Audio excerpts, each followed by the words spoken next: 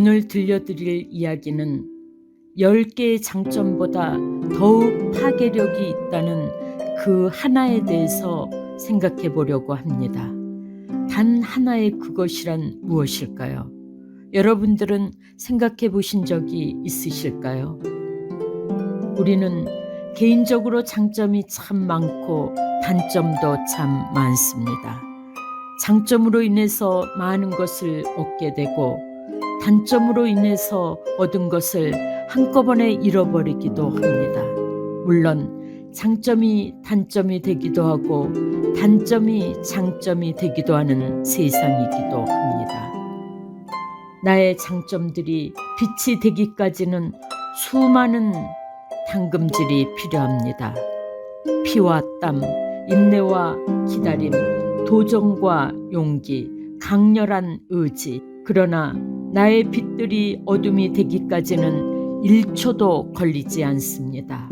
한순간의 실수, 한순간의 욕망, 한순간의 분노, 한순간의 집착. 나도 모르게 습관대로 살다가 보면 무의식적으로 형성된 나의 단점은 사냥꾼이 토끼를 쫓듯이 결정적인 순간에 드러납니다. 마치 그때를 기다렸다는 듯이 단점이라는 못된 괴물은 중요한 순간에 본색을 드러냅니다. 난 왜 이리 재수가 없는 거야? 내가 실수만 하지 않았더라면, 진즉에 이 문제를 극복했더라면 결국 후회는 나만의 몫으로 남습니다. 방어에서 가장 중요한 것은 경계입니다. 적이 언제 어디에서 침투할지 모릅니다. 만약 내가 적이라면 어떤 곳으로 침투할까요? 당연히 상대의 가장 취약한 곳을 노릴 겁니다. 허술한 곳으로 쉽게 파괴할 수 있습니다.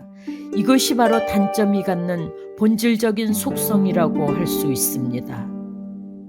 나 자신에게 있어서 수많은 장점은 나에게 훌륭한 지원군이 되고, 나 자신에게 있어서 단 한 가지의 단점은 말 그대로 가장 무서운 적군이 될 수 있습니다. 그런데 우리들은 자신의 장점에만 집중하고 자신의 단점에 소홀히 합니다. 왜냐하면 좋은 것만 보고 싶기 때문입니다. 남들이 나를 칭찬해주면 기분이 금세 좋아지지만 남들이 나를 지적하거나 단점을 말해주면 금세 우울해지고 맙니다. 그처럼 우리는 이를 냉정하게 인정하고 단점과 약점을 극복함으로써 장점과 강점으로 만들어가는 노력을 해야 합니다. 그렇지 않으면 결국 그 취약한 곳에서 둑이 터져서 겉으로는 화려해 보이지만 결국 모래 위에 성을 짓는 것과 같아집니다. 그것이 우리의 발목을 잡게 되고 그것이 예상할 수 없는 불운의 원인이 되기도 합니다.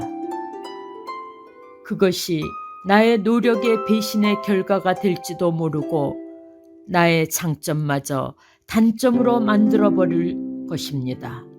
단점이라는 것은 자신을 부정적으로 보자는 것이 아닙니다. 이는 명백하게 드러난 문제점을 말하는 겁니다. 다른 사람은 모를지라도 자신만은 알고 있을 겁니다.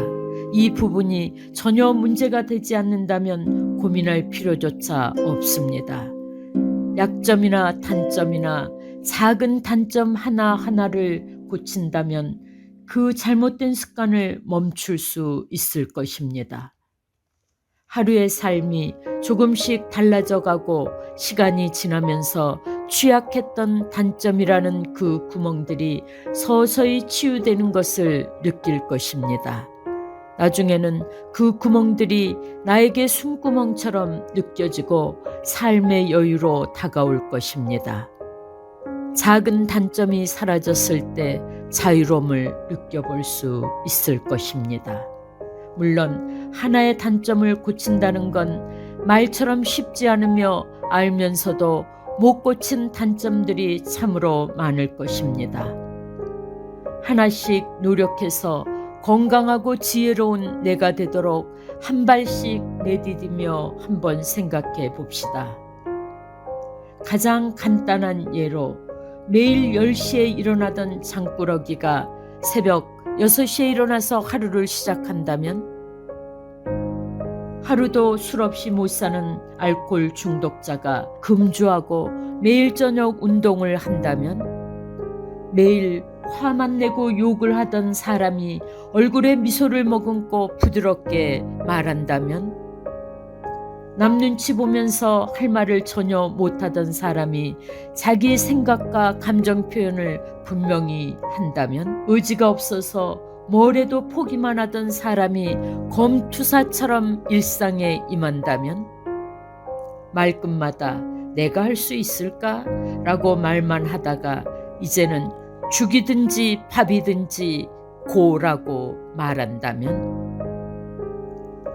남 탓만 하던 사람이 내 탓이라고 말하면서 스스로 주먹을 쥘 수 있다면 어떻게 될까요? 허구한 날 집에서 꿈만 꾸다가 당장 밖으로 나가서 꿈을 향한 발걸음을 걷기 시작한다면 어떻게 될까요? 나의 삶은 과연 달라질 수 있을까요? 달라질 수 있을까요? 없을까요? 물론 달라질 수 있습니다. 오늘의 명언. 내가 죽은 뒤에도 나의 정신이 사람들의 마음속에 살아있다면 나는 죽은 것이 아니다. 철학자 캠벌이 말했습니다.